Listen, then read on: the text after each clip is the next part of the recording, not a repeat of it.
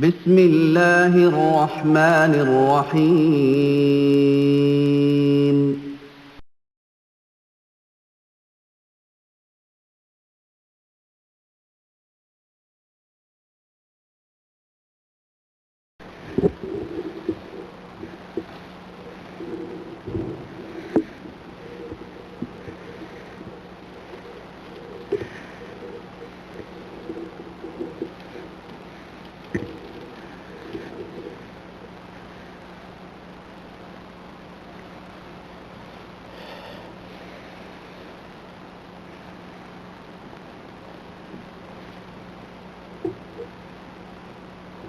السلام علیکم ورحمۃ اللہ وبرکاتہ. الحمد للہ نحمده ونستعینه ونستغفره ونؤمن به ونتوکل علیه ونعوذ باللہ من شرور انفسنا ومن سیئات اعمالنا من يهده الله فلا مضل له ومن يضلله فلا هادی له ونشهد ان لا الہ الا اللہ ونشهد ان محمدا عبده ورسوله. أما بعد فإن خير الحديث كتاب الله وخير الهدي هدي محمد صلى الله عليه وسلم وشر الأمور محدثاتها وكل محدثة بدعة وكل بدعة ضلالة وكل ضلالة في النار. قال الله تبارك وتعالى في كلامه المجيد: أعوذ بالله السميع العليم من الشيطان الرجيم. بسم الله الرحمن الرحيم. وقل جاء الحق وزهق الباطل ان الباطل كان زهوقا. اللهم صل على محمد وعلى آل محمد كما صليت على إبراهيم وعلى آل إبراهيم إنك حميد مجيد. اللهم بارك على محمد وعلى آل محمد كما باركت على إبراهيم وعلى آل إبراهيم إنك حميد مجيد. تمام قسم کی حمد و ثنا اس اللہ وحدہ لا شریک کے لیے لائق و زیبہ ہے جس نے ہمیں اور آپ کو پیدا فرمایا. درود و سلام اس ذات مبارکہ مقدسہ پر جو ساری کائنات کے لیے رحمت اور رشد و ہدایت بن کر کے تشریف لائے. برادران گرامی قدر، جیسا کہ آپ کو پتہ ہے کہ آج کی شب میرے اس لیکچر کا موضوع صوفیزم اور اسلام. اس سے پہلے تقریر میں، اس سے پہلے محاضرے میں میں نے کچھ حقیقتیں صوفیت کے تعلق سے آپ کے سامنے رکھی تھیں. آج بھی میں اللہ کی توفیق سے کچھ حقیقتیں آپ حضرات کے سامنے رکھنے کی کوشش کروں گا. اس میں کوئی شک نہیں کہ توحید یہ سب سے بڑی سچائی ہے اور حقیقت ہے، اور توحید اور شرک دونوں کا آپس کا بیر ہے. جہاں توحید ہے وہاں شرک نہیں، اور جہاں شرک ہے وہاں توحید کا وجود نہیں. اور جس طرح توحید سے ایمان کو جلا تازی تراوٹ ملتی ہے، اس کے برعکس شرک اس سے ایمان کو تاریکی اور نقصان اور ہلاکتیں اور تباہیاں اور ایمان کے لیے بربادی اس سے ملتی ہے. توحید یہ ایمان کے اندر زیادتی پیدا کرتا ہے، لیکن شرک ایمان کو برباد کرتا ہے، ایمان کو مٹاتا ہے، ایمان کے لیے ہلاکت اور تباہی کا سبب ہے. اور جس دل کے اندر شرک داخل ہو جاتا ہے توحید وہاں سے رخصت ہو جاتا ہے. آج دنیا کے اندر اسی شرک و بدعت شرک و بدعت نے اسلام کا چولا پہنا ہوا ہے، اسلام کا لبادہ پہنا ہوا ہے، اور ہر طرف شرک و بدعت توحید و سنت کے نام سے پھیلتے جا رہے ہیں اور عام ہوتے جا رہے ہیں. ضرورت اس بات کی ہے کہ اسلام کے یہ غلط معنی اور مفہوم جو لوگوں کے سامنے بیان کیے جا رہے ہیں اور اسلام کے خلاف یہ جتنی بھی سازشیں ہو رہی ہیں، انہیں عوام کے سامنے، لوگوں کے سامنے، بھولے بھالے نبی کریم صلی اللہ علیہ وسلم کی امت کے سامنے اسے کھول کر کے رکھا جائے اور توحید کے سرچشمے سے، توحید کے صاف و شفاف سمندر سے لوگوں کے ذہن و فکر کو دھلا جائے اور اسے کتاب و سنت سے مزین و راستہ کیا جائے۔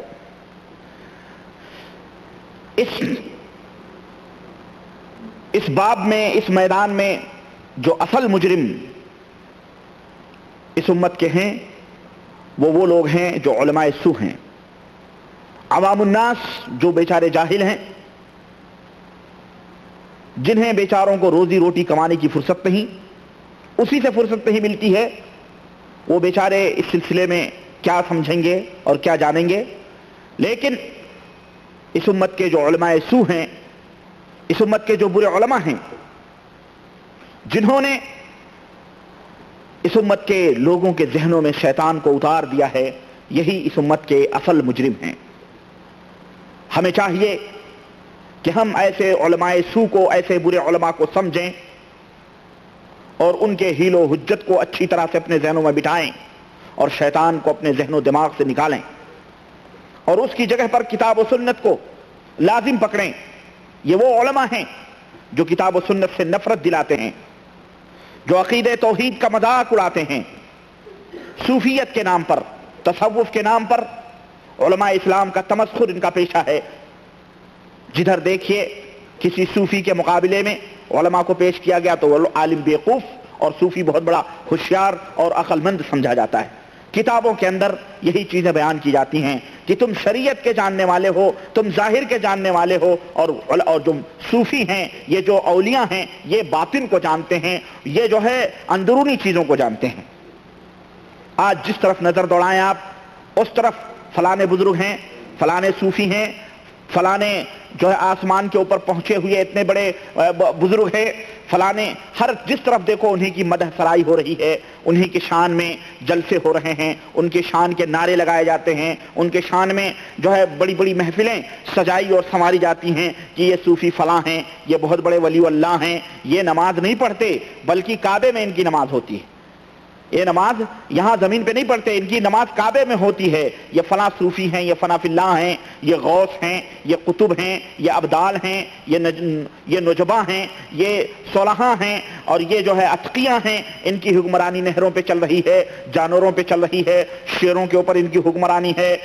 یہ جس کو چاہیں اولاد دیں، جس کو چاہیں روزیاں دیں، جس کو چاہیں یعنی ہر چیز سے انہیں نواز دیں، شفا دیں، ہر چیز، یعنی گویا ان کے دربار سے سب کچھ ملتا ہے، اور نہ جانے کیا کیا بکواس صوفیت کے نام پہ کیا جاتا ہے، اور لوگوں کے سامنے اسے حقیقی اسلام بتایا جاتا ہے کہ یہ حقیقی اسلام ہے۔ اور جو ان باتوں کا انکار کرے کہ نہیں یہ تمام سب چیزیں اللہ وحدہ لا شریک کی ملکیت ہے، اللہ وحدہ لا شریک ہی سب کچھ جس کو چاہتا ہے نوازتا ہے، تو اسے کہا جاتا ہے کہ یہ بد مذہب ہے، یہ بد عقیدہ ہے، اس سے دور رہا جائے، یہ وہابی ہے، یہ فلاں ہے، یہ فلاں ہے، اس سے نفرت لوگوں کو دلائی جاتی ہے۔ دوستو آؤ میں آج اس حقیقت سے آپ کے سامنے پردہ اٹھاتا ہوں، جو لوگ صوفیت کو عین اسلام قرار دے رہے ہیں اس کی حقیقت کو میں آپ کے سامنے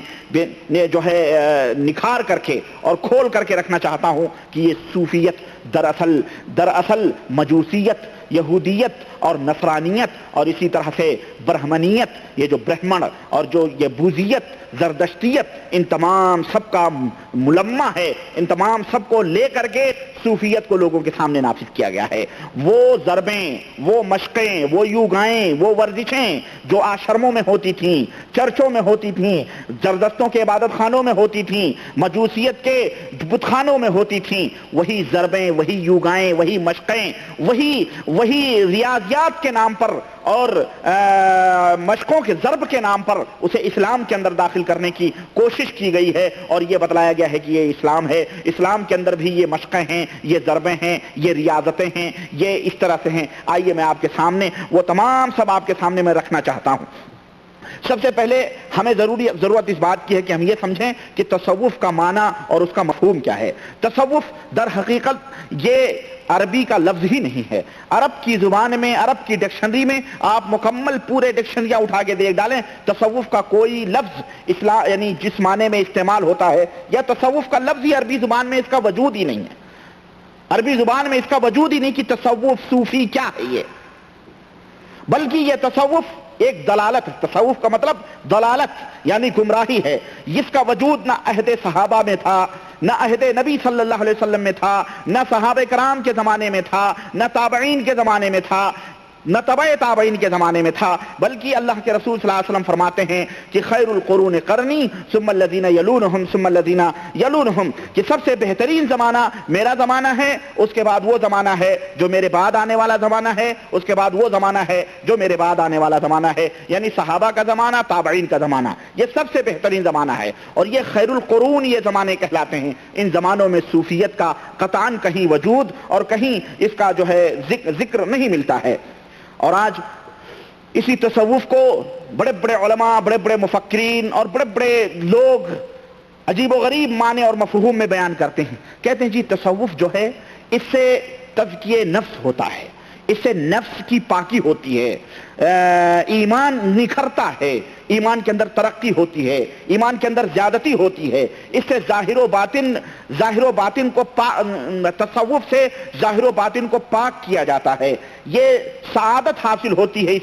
اس سے اللہ کا قرب حاصل ہوتا ہے۔ جو لوگ تصوف کے سلسلے میں جڑتے ہیں اور یہ ریاضتیں، یہ ذکر، یہ اوراد، یہ وظائف، یہ مشقیں، یہ ضربیں کرتے ہیں، یہ تمام سب اس سے بہت بڑا فائدہ حاصل ہوتا ہے۔ حالانکہ یہ تمام کے تمام سب جھوٹے مکر اور عیارانہ اور فریب کارانہ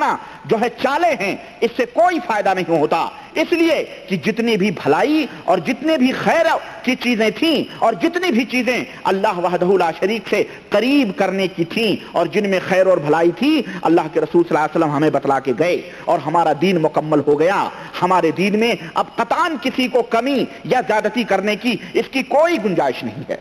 اس کی قطعاً کسی کو گنجائش نہیں ہے، کوئی نیا